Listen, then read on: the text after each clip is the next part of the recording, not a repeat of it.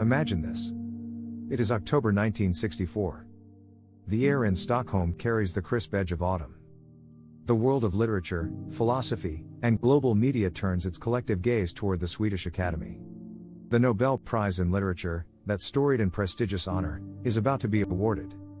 Whispers circulate, speculation fills the cafes and editorial pages. Who will be chosen this year? Then the announcement comes. Jean-Paul Sartre. Philosopher. Novelist. Playwright. Essayist. Iconoclast. The Academy's decision is received as both fitting and bold. Sartre is not a writer content to pen elegant fiction. He is a writer of ideas, of confrontation, of existential urgency. He is a public thinker whose name evokes radical freedom, the burden of responsibility, the anguish of choice, and the defiant act of authenticity in a world that offers neither guarantees nor gods. The world watches with interest and respect. And yet, the expected ritual does not unfold. Sartre does not travel to Stockholm. He does not accept the medal, deliver the lecture, or pose for photographs. Instead, he issues a statement, clear, principled, firm. He declines the prize. The literary and philosophical worlds are stunned. Some hail him as courageous, uncompromising, the embodiment of existential integrity. Others accuse him of arrogance, of politicizing art, of rejecting an honor most would dream to receive. But for Sartre, the decision is neither vain nor impulsive. It is entirely consistent with the life he has led, the thought he has lived, and the freedom he has defended. His refusal is not a gesture. It is a statement, one grounded not merely in politics, but in metaphysics. To understand why Sartre said no, we must journey not to Stockholm, but deeper, into the river of time, identity, and becoming that flows through the heart of Western thought. We begin with Heraclitus, the ancient Greek philosopher who gave us the haunting idea that you cannot step into the same river twice. Everything flows. Nothing stays. The river moves, and so do you. Identity is flux. Being is becoming. Yet Heraclitus, in his later fragments, seems to say something more nuanced. You can step into the same river twice, not because the water stays still, but because beneath the change is logos, an intelligible order, a rhythm of reason, a kind of invisible thread that gives coherence to the flow. When we step into the river, we step not just into matter, but into meaning. This is the paradox of identity. Are we stable or changing? Do we have essence, or only existence? Do we carry an inner logos that persists through the waters of time, or are we simply a succession of moments, reflections on the surface of the stream? This is the ancient question Sartre inherited and radicalized. But before we reach Sartre, we must make one more stop, at Descartes, who stepped into the river of the self and tried to find certainty in the one place where all else dissolved. When Descartes sat alone in his room and doubted everything, his senses, his beliefs, the world itself, he found that one thing remained, cogito ergo sum. I think, therefore I am. Thought itself, the act of doubting, proved existence. In that moment, Descartes becomes Heraclitus turned inward. He does not step into the external river but into the inner current of consciousness. And what he finds is not chaos, but a strange kind of order. A logos of the self. Thinking is not just evidence of being, it is the foundation of identity. But where Descartes sought certainty, Sartre found anguish. Sartre does not believe that the self is given, that cogito offers a stable anchor. Instead, Sartre believes that consciousness is a nothingness, a clearing, a gap, an openness through which the world appears. We are not things with properties, we are projects. We are beings for whom being is at stake. We are freedom. And with that freedom comes the terrifying responsibility to choose, to act, to define ourselves in a world that will always try to define us first. This is why Sartre refused the Nobel Prize. Not because he disdained honors, or disliked the Swedish Academy, but because he feared what the prize would do to his logos. Not the rational logos of metaphysics, but the personal logos of identity, the thread of meaning he was weaving through time. To accept the Nobel would have been to accept a definition of himself offered from the outside. It would have turned him from a question into an answer. From a process into a product. From a man into a monument. For Sartre, this was intolerable. The Nobel Prize, in its grandeur, risks becoming a form of ontological closure. It says, here is who you are. Here is your legacy, approved, affirmed, enshrined.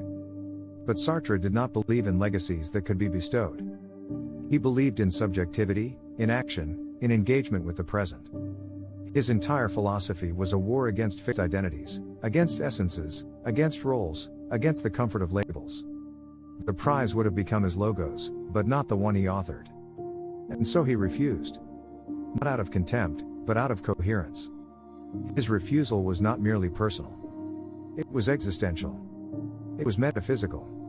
It was a refusal to let others name him, frame him, and contain him. It was a refusal to let a river be dammed. But today, in our own time, a new kind of river flows, one not of water, but of data. A river that remembers everything.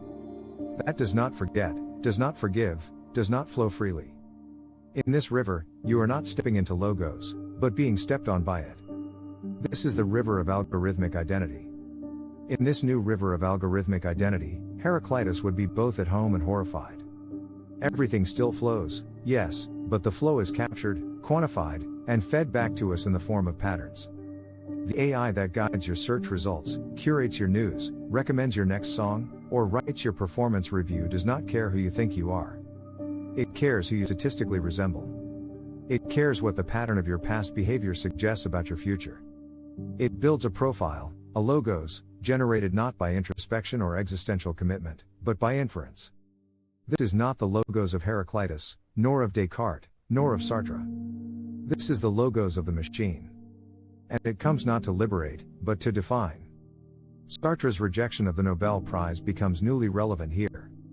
His refusal was not only a protest against the idea of becoming a public monument.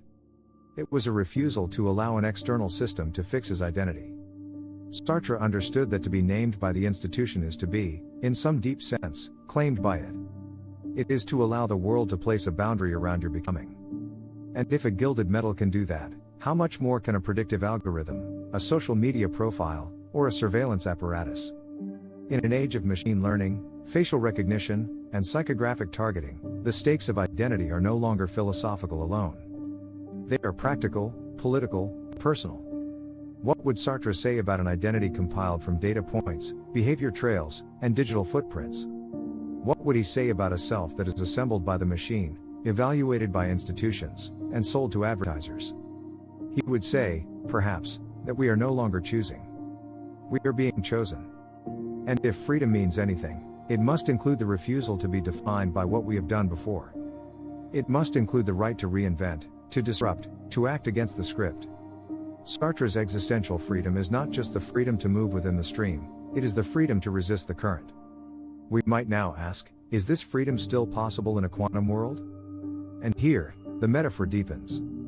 Quantum mechanics introduces a reality in which observation matters, certainty collapses, and identity is not fixed but entangled.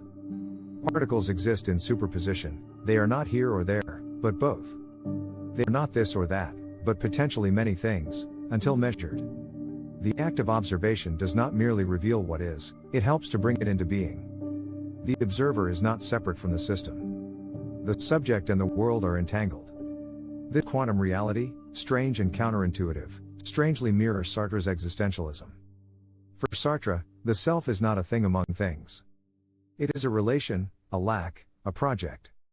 It is freedom. And freedom means that we are not determined, not completed, not simply observable.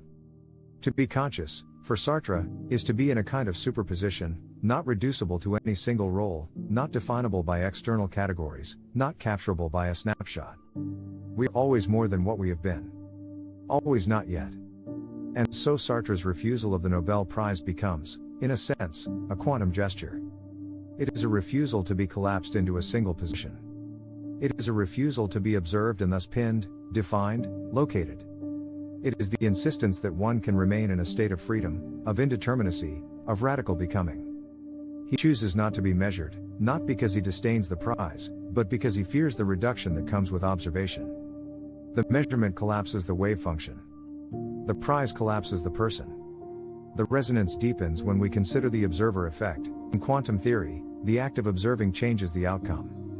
This, too, is Sartrean. The gaze of the other is not neutral. It objectifies. It solidifies. It threatens to make you into what it sees. The waiter who plays at being a waiter, the woman who plays at being desirable, the man who plays at being brave, These are all people caught in bad faith, trying to become what they are seen to be, instead of choosing who they are to be. The Nobel Prize is a powerful gaze. It fixes its recipient in the public mind. Sartre, forever wary of that gaze, turned away. But what of AI's gaze? It is not a look in the Sartrean sense, not a human consciousness recognizing another. It is a statistical gaze. A machinic eye. It sees in patterns, not persons. Yet the effect is similar. It creates profiles, probabilities, and predictions. It tells you who you are, what you want, what you will do. And then, with eerie accuracy, it nudges you to become that very thing. The existentialist nightmare is not a world without meaning. It is a world in which meaning is provided, packaged, and sold back to you by the system. To be free in such a world is to resist the logos of the algorithm. It is to reclaim the Heraclitean logos, not as a system of code, but as the inner thread of becoming that we make through our choices. Sartre never used the word logos. But his work is full of its spirit, the insistence that the self is a task, not a thing, a process, not a product, a freedom, not a formula. To accept the Nobel Prize, for Sartre, would have been to allow the world to write his logos for him. To step into a river already charted, mapped, commodified. Instead, he chose to remain in the wild water, unmeasured. This refusal, strange and singular as it was, can be read as a gesture of faith, not religious faith, but faith in freedom. Faith in the unfinished self. Faith that the meaning of a life cannot be found in its summary, its accolades, or its public image, but only in its ongoing acts. Sartre lived his thought. He taught us that existence is not a role we inherit, but a story we write, with every word, every choice, every refusal. And in that refusal, we find not arrogance, but courage. Not rejection, but resistance. Not nihilism, but the raw material of meaning itself. Sartre stepped into the river of history and chose not to be claimed by it. He stepped into the river of consciousness and chose not to collapse into certainty. He stepped into the gaze of the world and looked away, not to hide, but to remain free. Sartre's decision now becomes more than just an individual protest. It becomes a gesture that echoes across centuries of philosophical thought and speaks directly to our present dilemmas. He is Heraclitus, refusing to let others mark the boundaries of the river. He is Descartes, turning inward to find the origin of self. But he is also the critic of both. He insists that the self is not discovered, not deduced, not given, but created. And it is created not in solitude alone, but in action, in the world, in the face of others, in defiance of the scripts we are handed. This defiance, this refusal to be measured, resonates deeply in a time when measurement is everywhere. Our faces are scanned, our speech transcribed, our intentions predicted, our movements tracked. Every click, every pause, every word becomes data. The algorithm, unlike the old gods or the human judges of the past, offers no moral judgment. It simply observes. But its observations have power. They create realities. They influence credit, access, attention, opportunity. The more it knows about you, the more you are encouraged to become what it already knows. This is the inverse of freedom. It is Sartre's bad faith, now automated. It is a world where the self becomes a feedback loop, a profile stabilized by patterns, not a project destabilized by possibility. Sartre's philosophy, with its emphasis on anguish and responsibility, becomes a necessary antidote. It reminds us that to be human is not to be knowable, not to be predictable, but to be free to become something unexpected. Quantum mechanics, in its strangeness, helps us see this too. The world at its most fundamental level is not deterministic. It is probabilistic. Events unfold not with necessity, but with likelihood. Particles exist in many places at once. Reality, until observed, is open. Sartre, too, saw human life as radically open. There is no fixed self, no divine plan, no absolute meaning. There is only freedom. The terror and the beauty of freedom. The same openness that quantum physics posits in nature, Sartre posits in us. And yet, quantum theory also warns us, the act of observation collapses the wave. The very attempt to know reduces the range of possibilities. So too with identity. To be seen is to be reduced. To be defined is to be limited. Sartre feared this. He knew that the Nobel Prize would become a kind of measurement, a final observation that collapsed his existential waveform into a stable particle labeled Nobel laureate. And that label, however honorable, would carry with it a kind of death. Not literal death, but the death of possibility. The death of openness. The transformation of a living question into a fixed answer. Sartre's refusal, then, is a protest against quantum collapse. It is a refusal to let his being be finalized. He wanted to remain in superposition, not because he feared judgment, but because he valued freedom more. And this is where his decision speaks most forcefully to us today.